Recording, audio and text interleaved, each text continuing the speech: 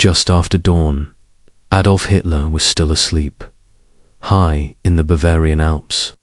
In his mountaintop retreat, known as the Berghof, the Führer lay in a bedroom sealed against the war below. The windows looked out over calm, green slopes. Inside, the atmosphere was tense, hushed, restrained by fear. Down the mountain, telephones rang unanswered. Officers whispered. No one dared to wake him across the English Channel. History was already moving without his permission. At approximately 6:30 a.m. Central European Time, the first confirmed reports reached German headquarters, large-scale Allied landings along the coast of Normandy. Not a raid, not a probe, an invasion. Thousands of ships, paratroopers in the night, beaches under fire. In Berlin, in Paris, and along the Atlantic Wall, German commanders felt the ground shift beneath them. But the one man whose word mattered more than all others combined was unreachable, not by distance, but by doctrine. Hitler had long demanded that no major military decisions be made without his direct authorization, especially the one decision that now mattered most: releasing the armored reserves. Field Marshal Gerd von Rundstedt, commander in the West, understood the danger immediately. So did General Alfred Jodl at OKW. They knew that if German panzer divisions were not deployed quickly, the Allies would gain a foothold that could never be undone. Speed was everything. Hours meant lives. Minutes meant nations. But Hitler slept. When he finally awoke late that morning, the invasion had been underway for hours. The Atlantic Wall, the concrete barrier he had believed impregnable, was already cracking. Reports were rushed into the room, maps spread across tables, voices overlapping with urgency. Hitler listened. Then he spoke. According to multiple accounts from those present, his response was not panic, nor urgency, but certainty. He dismissed Normandy as a diversion. The real invasion, he insisted, would come at Pas-de-Calais, closer to England, narrower, more logical. This, he believed, was exactly what the Allies wanted him to think otherwise. What we are seeing is not the main attack, he told his commanders. Those words carried enormous weight. They froze action at the very moment movement was required. Panzer divisions remained immobilized, awaiting confirmation of a second landing that would never come. Rommel, the one commander who had argued relentlessly that armor must be positioned forward, was not even in France. He was in Germany, celebrating his wife's birthday by noon. Allied troops were dying by the thousands on beaches with names few had ever heard: Omaha, Utah, Gold, Juno, Sword. Yet in Hitler's mind, the decisive moment had not yet arrived.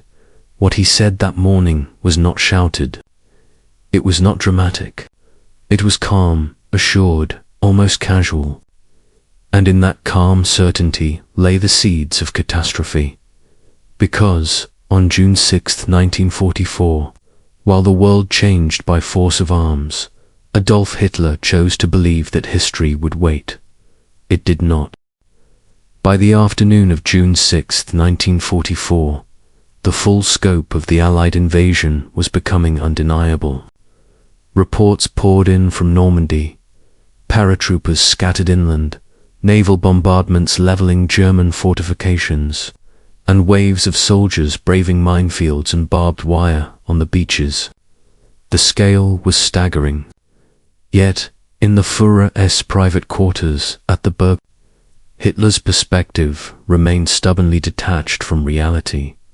When General Jodl pressed for immediate deployment of armored divisions, Hitler's response was rigid and unyielding. They will not hold, he insisted, of the Allied forces, and the main attack is still to come at Calais. Every recommendation from seasoned generals to act swiftly was met with doubt, delay, or outright rejection. Orders to release the reserves were postponed until late afternoon, precisely when timely action could have altered the battle. Meanwhile, in France, Field Marshal Erwin Rommel, who had anticipated this moment for months, raced back from Germany, only to find that the situation had already escalated beyond his control. His instincts had been ignored. The coastal defenses were crumbling. German troops were in disarray, lacking coordination, leadership, and crucial reinforcements. Even Hitler's inner circle began to sense the gravity of the situation. Joseph Goebbels, his propaganda minister, recorded in his diary the confusion and tension within the command structure. Officers debated the wisdom of obeying orders that seemed increasingly divorced from battlefield realities. Yet all knew one truth: disobedience carried enormous personal risk, and Hitler's decisions were final. By evening, Allied forces had secured several key beachheads. Ships unloaded, tanks and artillery, paratroopers held vital crossroads, and engineers cleared paths through obstacles that German forces had assumed would be impassable. In a matter of hours, the Allies had gained the strategic initiative foothold that would allow for a relentless push into occupied France. Back at the Berghof, Hitler finally authorized limited armored movements, but the delay had cost the Wehrmacht its chance to mount an effective counterattack. His insistence on Pas-de-Calais as the primary target meant the German divisions remained dispersed and uncoordinated. The very belief that he was outsmarting the Allies became a fatal flaw, one that the Allies exploited without opposition. By nightfall on June 6th, Hitler retired to his private quarters once more. Outside, the skies over Normandy were lit by fires from destroyed bunkers, while thousands of soldiers dug in under a relentless barrage. The human cost of his misjudgment was already mounting. Men cut down before they could even reach the relative safety of the shore. Families in Europe bracing for the long, brutal liberation that was beginning. And yet, despite the chaos, Hitler's mind remained resolute, convinced that the decisive blow had not yet been struck. What he said, and when he said it, would shape the fate of the Third Reich far more than any single battlefield engagement. June 7th, 1944, the morning after D-Day, the sun rose over Normandy, revealing a landscape transformed into a scar of war. Craters pockmarked beaches, twisted metal littered the sand, and the cries of the wounded carried across the fields. For the Allies, this was a moment of grim triumph. They had survived the initial assault, but the fight for survival was just beginning. For the Germans, it was a nightmare unfolding in slow motion. Hitler, still at the Berghof, received the latest intelligence. By now, radio reports, reconnaissance flights, and intercepted communications confirmed the unthinkable. The invasion was not a feint. Yet, the Führer's interpretation remained steadfastly skewed. He was convinced the Allies had staged a minor landing to draw German forces away from Calais, where he believed the true invasion would strike. In a series of terse meetings with his generals, Hitler reinforced his orders. Armored divisions, particularly the elite panzer units stationed near Cannes and further inland, were to hold their positions until further confirmation arrived. Even Field Marshal von Rundstedt, who had pressed for immediate counteraction, was overruled.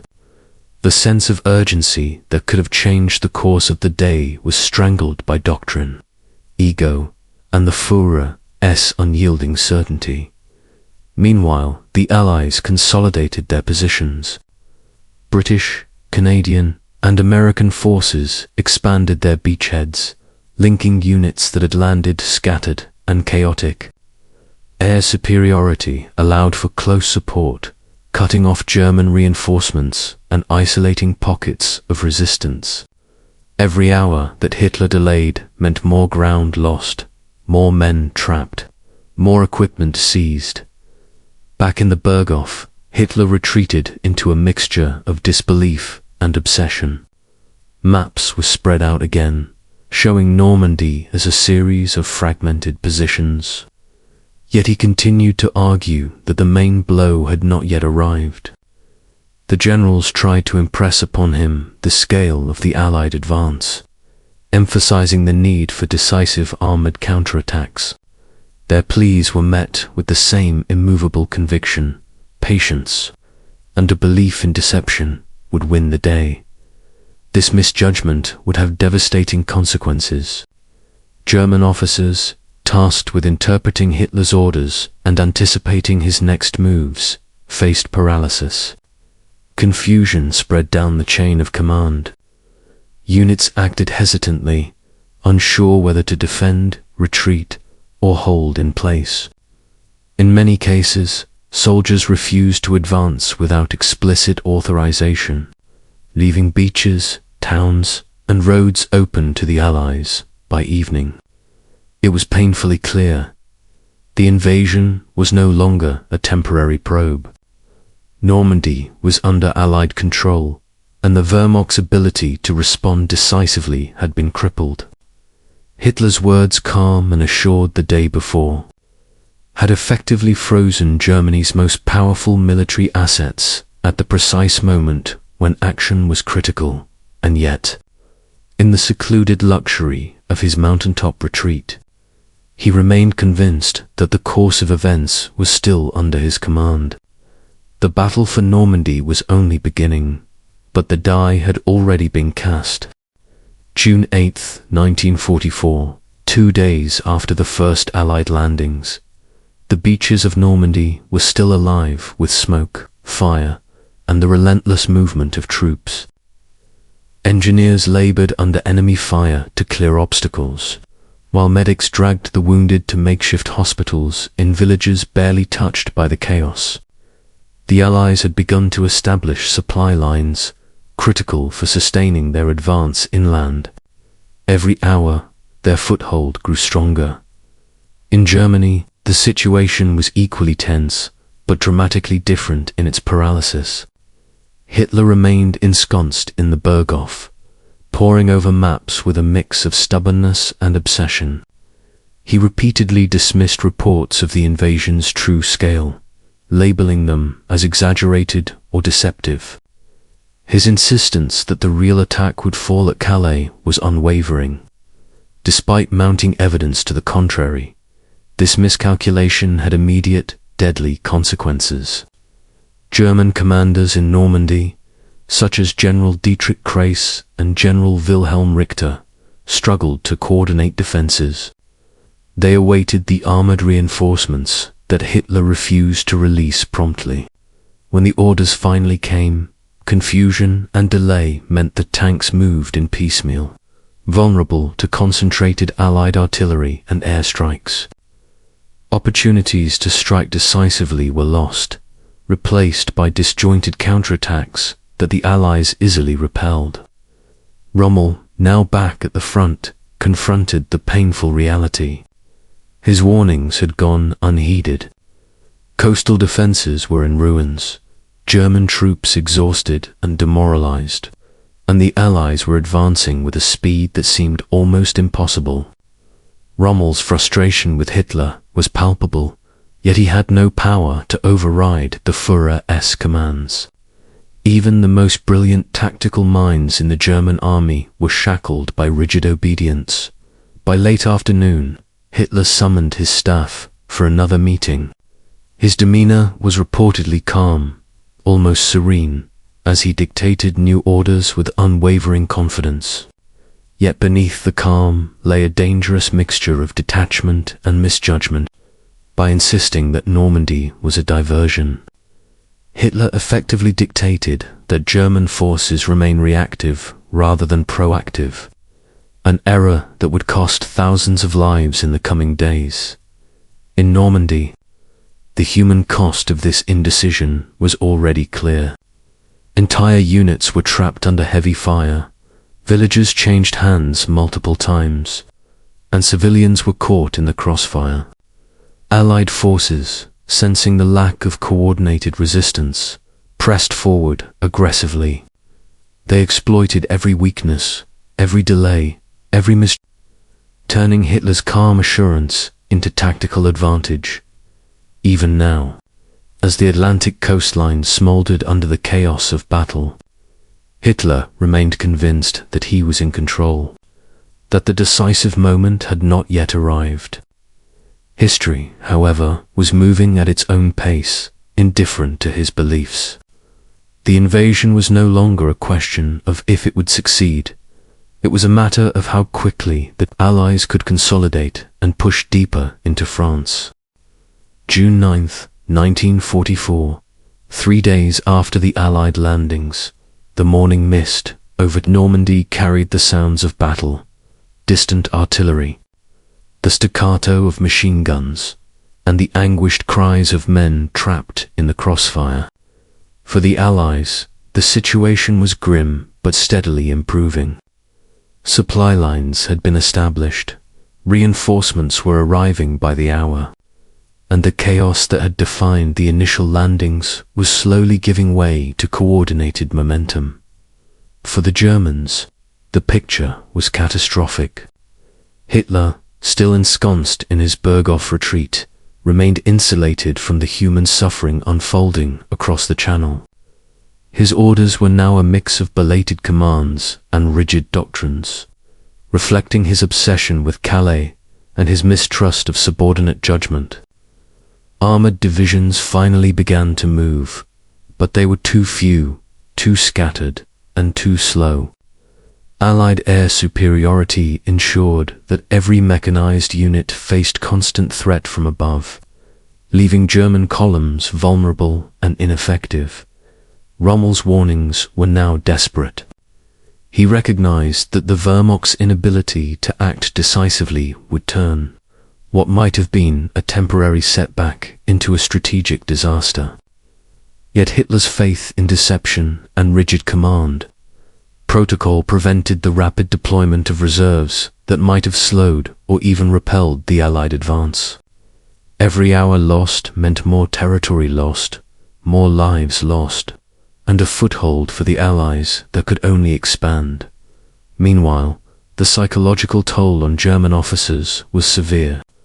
They were caught between obedience and survival, knowing that disobedience could mean execution while compliance risked annihilation on the battlefield.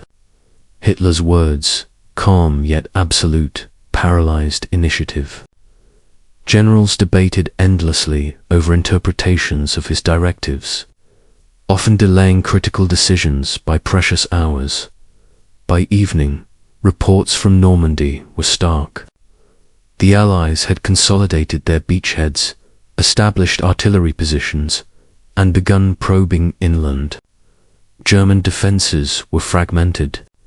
Villages along the coast were occupied, and panicked counterattacks had only resulted in more casualties. Hitler, however, maintained his composure, convinced that the main attack had yet to occur, and that the Allies would soon be revealed as having overextended themselves. In this moment, the contrast between perception and reality could not have been starker.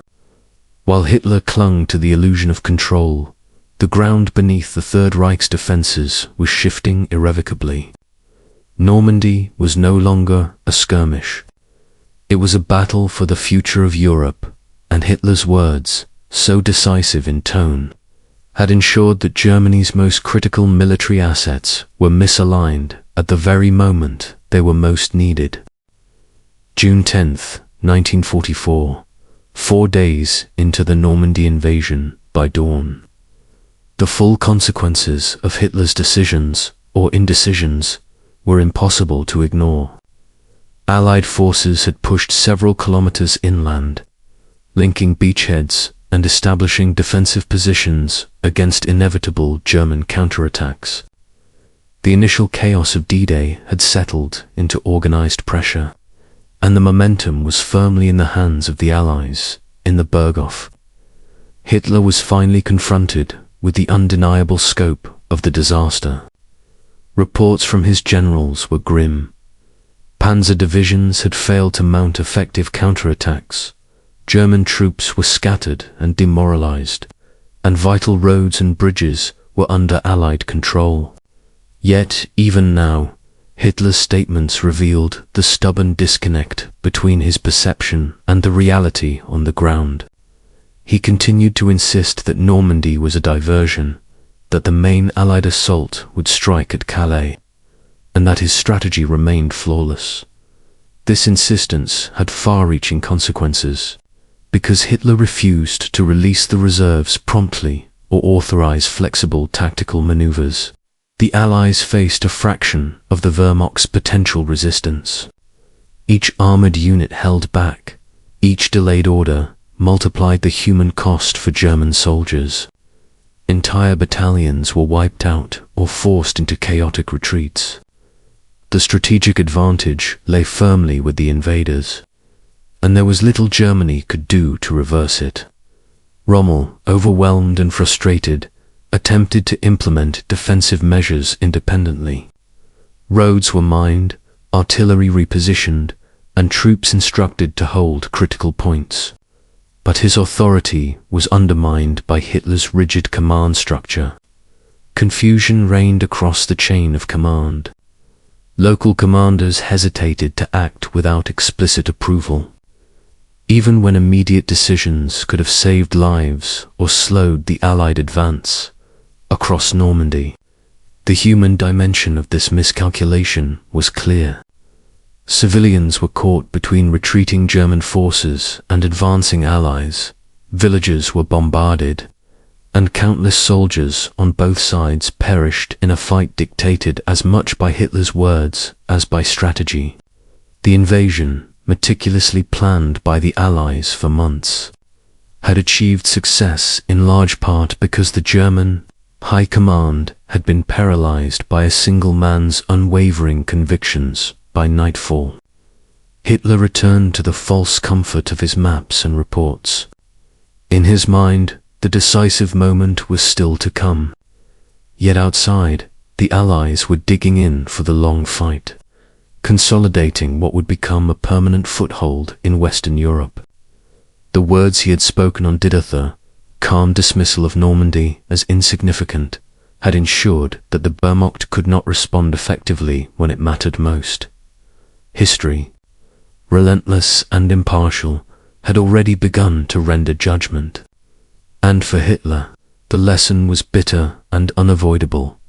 Certainty in the wrong moment can be more destructive than uncertainty in the face of danger. This was the day when words became mistakes, and mistakes became history.